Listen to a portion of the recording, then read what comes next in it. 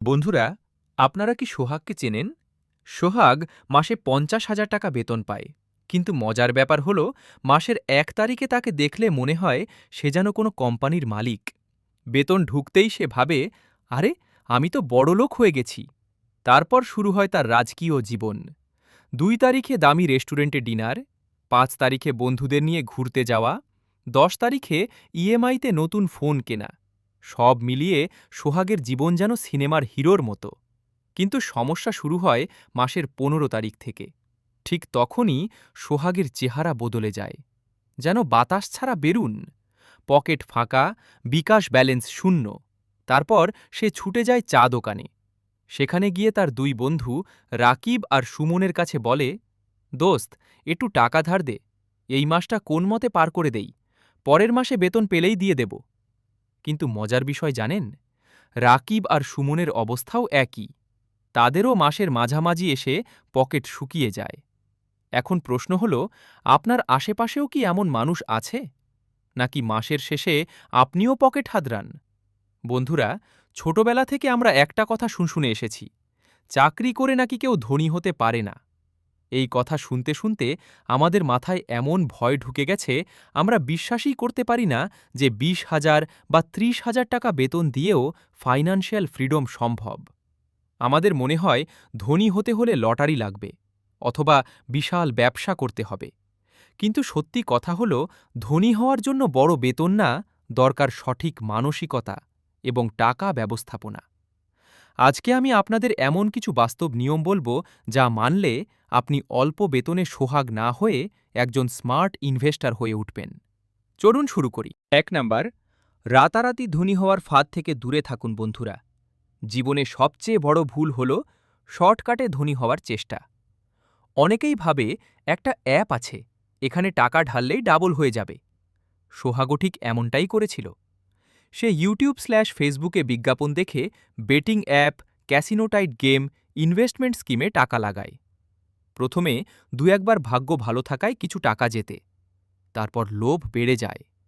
কিন্তু এরপর যা হয় তা সবারই জানা। ধীরে ধীরে সব টাকা শেষ। তারপর শুরু হয় ধার করার খেলা।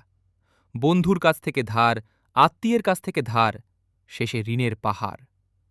বন্ধুরা, মনে রাখবেন, সম্পদ একদিনে তৈরি হয় না, কিন্তু ভুল সিদ্ধান্ত একদিনেই সব শেষ করে দিতে পারে। ২ নাম্বার, স্যালারি না, সেভিংস বাড়ান। অনেকে ভাবে বেতন বেশি হলেই মানুষ ধনী হবে, কিন্তু বাস্তবে ধনী হয় সেই ব্যক্তি যে বেতন থেকে বেশি টাকা বাঁচাতে পারে।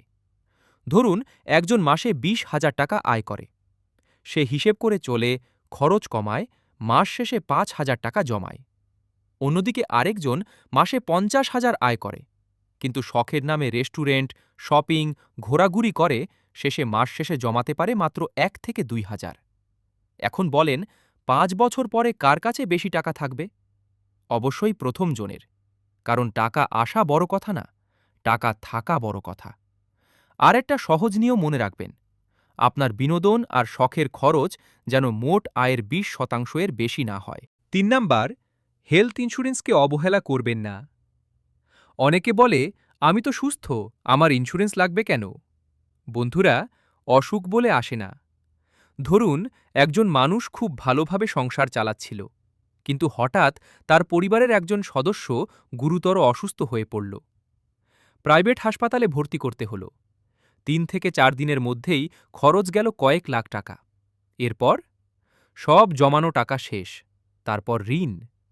একটা ভালো হেলথ ইন্স্যুরেন্স থাকলে এই ধাক্কা অনেক সহজে সামলানো যেত। বছরে ১২ থেকে ১৫,০০০ টাকা প্রিমিয়াম দিয়ে আপনি লাখ লাখ টাকার ঝুঁকি থেকে বাঁচতে পারেন। মনে রাখবেন, একটা বড় মেডিকেল ঋণ আপনার জীবনের সব সেভিংস ধ্বংস করে দিতে পারে। ৪ নম্বর, আয় বাড়াতে চাইলে স্কিল বাড়ান। চাকরি করে শুধু বেতনের উপর নির্ভর করলে আয় বাড়তে অনেক সময় লাগে। কারণ প্রমোশন বছরে একবার হয়, বেতনও ধীরে ধীরে বাড়ে। কিন্তু আপনার হাতে প্রতিদিন একটা সুযোগ আছে, অফিসের পরের সময়। বিকেল ৬টা থেকে রাত ১০টা পর্যন্ত আপনি যদি সিরিয়াসভাবে নতুন স্কিল শিখেন, তাহলে আপনার জীবনের গতি বদলে যাবে।